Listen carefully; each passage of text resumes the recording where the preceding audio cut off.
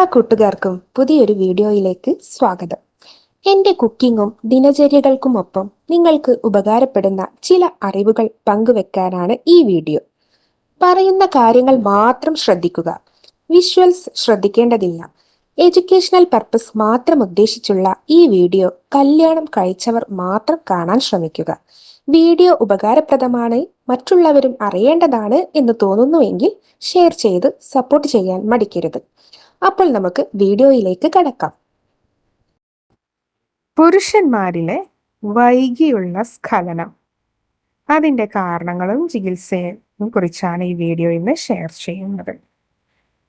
ലൈംഗിക ബന്ധത്തിലെ രസംകൊല്ലിയായി പലപ്പോഴും വരുന്ന ഒരു പ്രശ്നമാണ് ശീഘ്രസ്ഖലനം.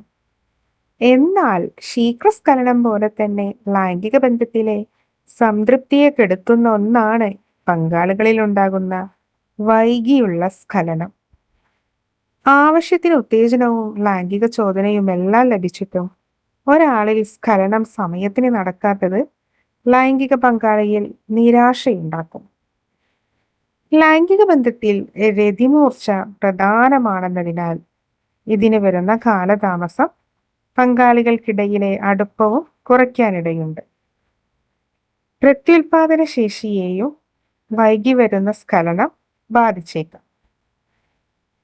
ഇനി പറയുന്നവയാണ് വൈകിയുള്ള സ്ഖലനത്തിന് പിന്നിലുള്ള കാരണങ്ങളെന്ന് പറയപ്പെടുന്നു. ഒന്നാമതായി, മാനസികമായ പ്രശ്നങ്ങൾ. ഉത്കണ്ഠ, വിഷാദരോഗം, സമ്മർദ്ദം, ലൈംഗിക ബന്ധത്തിൽ മികച്ച പ്രകടനം കാഴ്ചവെക്കാനാകുമോ എന്ന ആശങ്ക, പങ്കാളിയുമായിട്ട് മാനസിക അടുപ്പമില്ലായ്മ, അതുപോലെ തന്നെ റിലേഷൻഷിപ്പ് പ്രശ്നങ്ങൾ എന്നിവയെല്ലാം വൈകിയുള്ള സ്ഖലനത്തിന് കാരണമാകാറുണ്ട്. 2. ചിലതരം രോഗങ്ങൾ.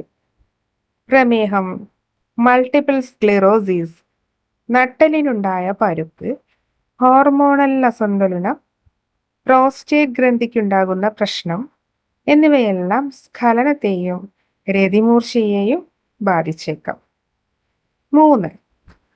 മരുന്നുകളുടെ ഉപയോഗം. ആൻറ്റി ഡിപ്രസൻറ്റുകൾ, ആൻറ്റിസൈക്കോട്ടിക്സ്, രക്തസമ്മർദ്ദത്തിനുള്ള മരുന്നുകൾ എന്നിവയെല്ലാം സ്ഖലനത്തെ ബാധിക്കാൻ സാധ്യതയുണ്ട്. 4. ലഹരി ഉപയോഗം. അമിതമായ മദ്യപാനം, ലഹരി മരുന്നുപയോഗം എന്നിവ സ്ഖലനത്തെ മാത്രമല്ല ലൈംഗിക ശേഷിയെ മൊത്തത്തിലും ബാധിക്കാം. വൈകിയുള്ള സ്ഖലനത്തിനുള്ള കാരണങ്ങൾ കണ്ടെത്തിയ ശേഷം അതിനനുസരിച്ചുള്ള ചികിത്സയാണ് ഡോക്ടർമാർ തീരുമാനിക്കുക. Counselling, cognitive behavioural therapy, sex therapy എന്നിവയെല്ലാം ഇതിന് ഉപയോഗിക്കാറുണ്ട്. എന്തെങ്കിലും മരുന്നുകളാണ് ഈ അവസ്ഥയ്ക്ക് കാരണമെങ്കിൽ അവയുടെ ഡോസ് വ്യത്യാസപ്പെടുകയോ പാർശ്വഫലം കുറഞ്ഞ മറ്റു മരുന്നുകൾ ശുപാർശ ചെയ്യുകയോ ചെയ്യാം. ഹോർമോൺ അസന്തുലനമാണ് കാരണമെങ്കിൽ ഹോർമോൺ തെറാപ്പിയും നിർദ്ദേശിക്കപ്പെടാം. ചികിത്സാ പദ്ധതി തയ്യാറാക്കുമ്പോൾ പങ്കാളിയെയും കൂടി ഇതിൽ ഉൾപ്പെടുത്തുന്നത് നന്നായിരിക്കും. ഉപകരണങ്ങൾ മൂലമുള്ള വൈബ്രേറ്ററി സ്റ്റിമുലേഷനും ചിലർക്ക് വേണ്ടി വന്നേക്കാമെന്ന് ഡോക്ടർമാർ പറയുന്നുണ്ട്. ഈ അവസ്ഥയിലൂടെ കടന്നു പോകുന്നവർ ഡോക്ടർമാരെ സമീപിച്ച് ആവശ്യമായ ചികിത്സ തേടേണ്ടത് അത്യാവശ്യമാണ്. പ്രത്യുൽപാദന ശേഷിയെയും സംതൃപ്തകരമായ ലൈംഗിക ബന്ധത്തെയും എല്ലാം ഇത് ബാധിക്കുമെന്നതിനാൽ ചികിത്സ വൈകിപ്പിക്കുന്നത് നിങ്ങൾക്ക് പ്രശ്നങ്ങൾ ഉളവാക്കാനുള്ള സാധ്യത ഏറെയാണ്. അപ്പോൾ മറ്റൊരു വീഡിയോയുമായി വീണ്ടും കാണാം.